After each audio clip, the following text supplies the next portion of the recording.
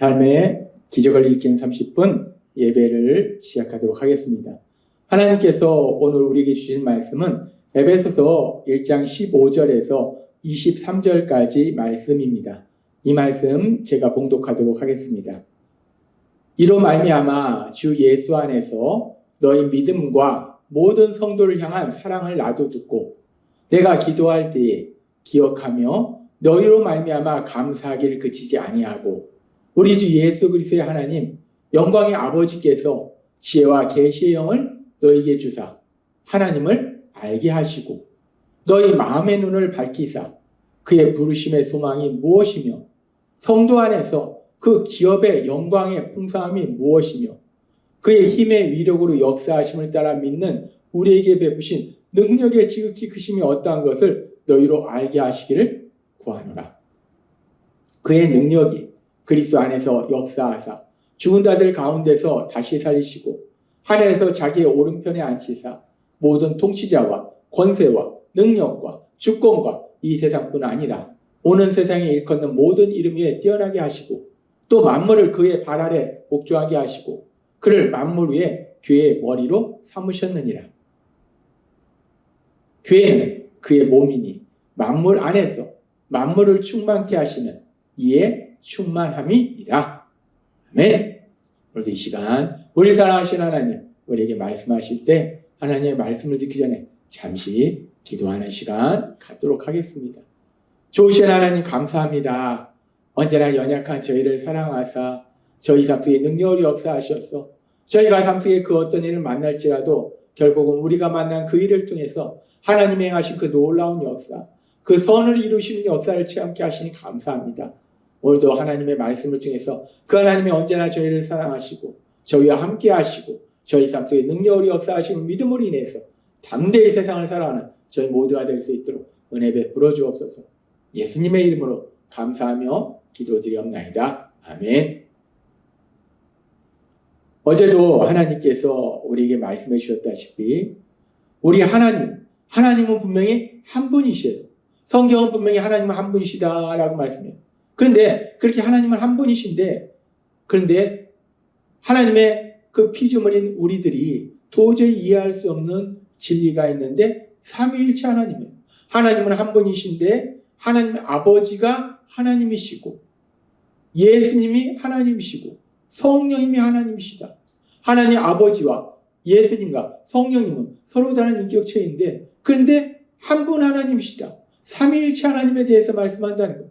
이 삼위일체 하나님에 대한 진리는 우리가 머리로 이해할 수가 없어요.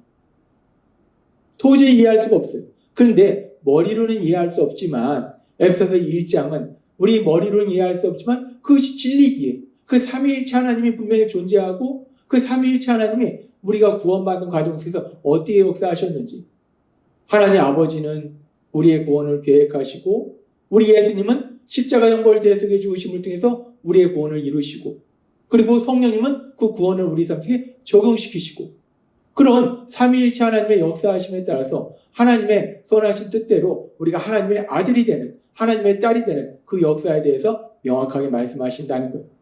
그렇게 우리가 죄에서 구원받아서 하나님의 아들이요 딸이라는 하나님의 자녀라는 이런 놀라운 복을 누릴 수 있었던 것은 삼위일체 하나님의 그 역사하심으로 인해서 우리가 그 복을 누리는 거예요. 그리고 이제 그 삼위일체 하나님의 그 놀라우신 역사하심으로 인해서 하나님의 자녀라는 복을 누리는 우리들과 마찬가지로 지금 바울 사도가 쓴 에베소서 교회의 성도님들도 그렇게 삼위일체 하나님의 역사하심을 통해서 하나님의 자녀라는 놀라운 복을 누리고 있다는 거예요. 그래서 계속해서 에베소서 1장 15절과 16절은 이렇게 말씀합니다.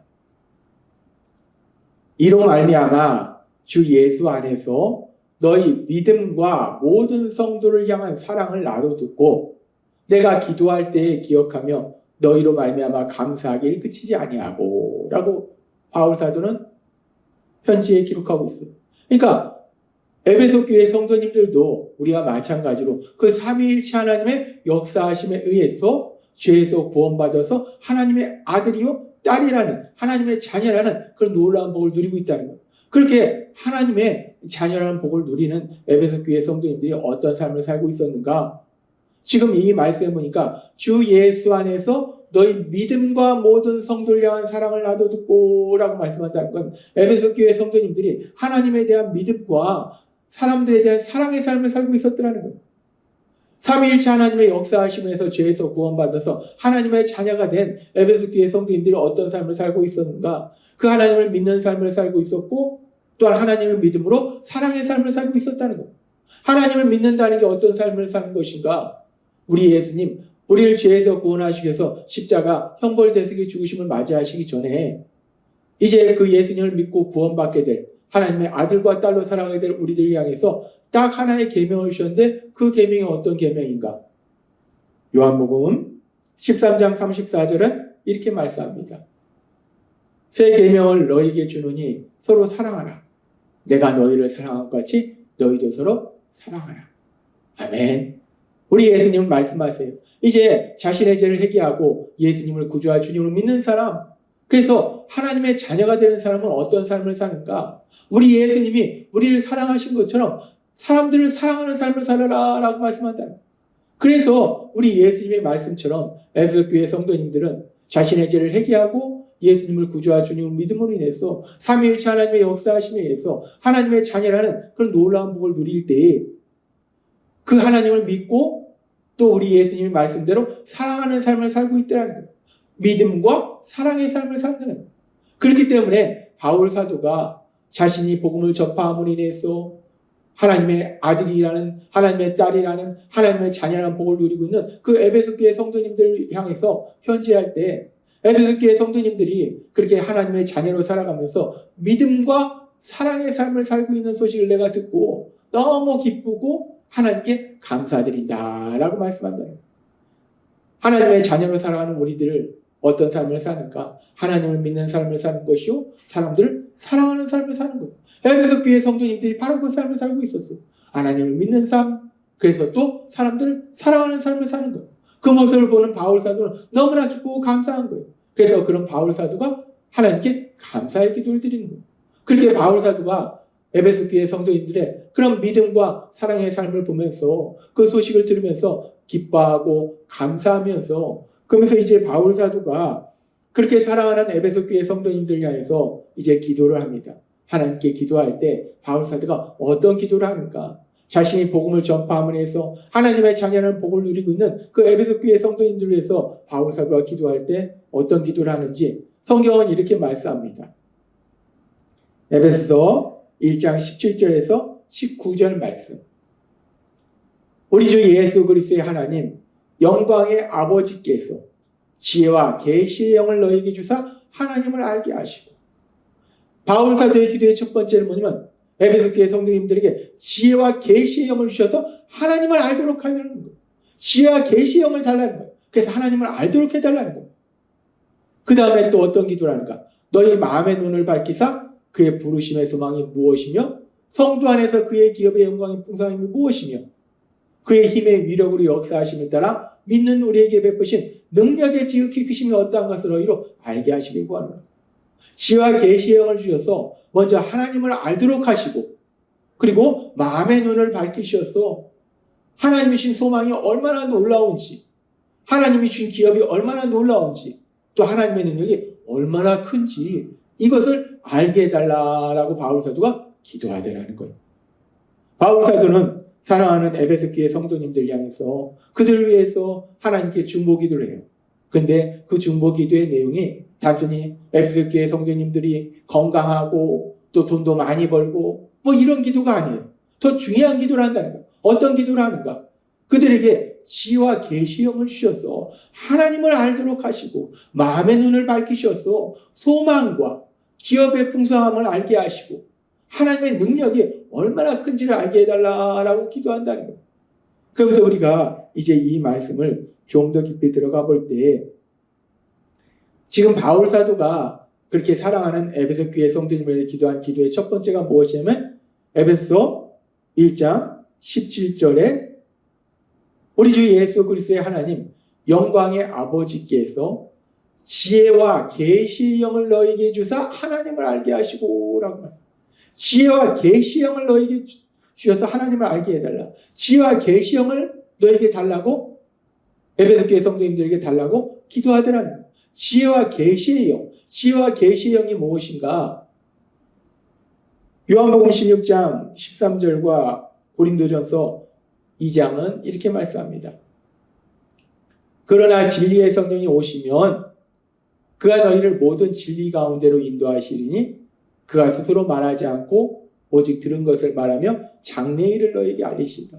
지혜와 계시의 영이라는 것은 결국 하나님의 진리를 알도록 하시는 영이에요. 근데 그 하나님의 진리를 누가 알도록 하시는가? 성령 하나님. 성령 하나님이 우리가 하나님의 그 진리, 세상에 하나님께서 말씀하신 그 진리의 말씀을 알도록 하신다는 거예요. 그리고 고린도전서 2장 12절을 말씀합니다. 우리가 세상의 영을 받지 아니하고 오직 하나님으로부터 온 영을 받았으니 이 하나님으로부터 온 영이 뭔가? 성령이며 성령님이 우리에게 오셔서 어떤 역사를 하시는가? 이는 우리로 하여금 하나님께서 우리에게 은혜로 주신 것들을 알게 하려 하십니다. 이 성령 하나님이 하나님이 우리 삶 속에 베풀으신 그 은혜들을 알게 하신다는 거예요. 따라서 지혜와 계시의 영을 주사라고 말씀할 때 그 지혜와 계시의 영은 무엇인가? 바로 성령 하나님. 성령 하나님을 주셨어. 성령 하나님 우리를 진리로 인도하시고 하나님 주신 은혜들을 깨닫게 하신다는 거예요. 그 성령 하나님을 주셔서 그렇게 우리를 진리로 인도하시고 하나님의 은혜를 깨닫게 하신다는 거예요. 그래서 그 성령 하나님을 주셔서 우리가 어떤 놀라운 역사를 체험하는가? 지혜와 계시의 영을 주사 하나님을 알게 하시고 라고 말씀합니다. 지혜와 계시의 영을 주셔서 하나님을 알도록 하시다는 거예요.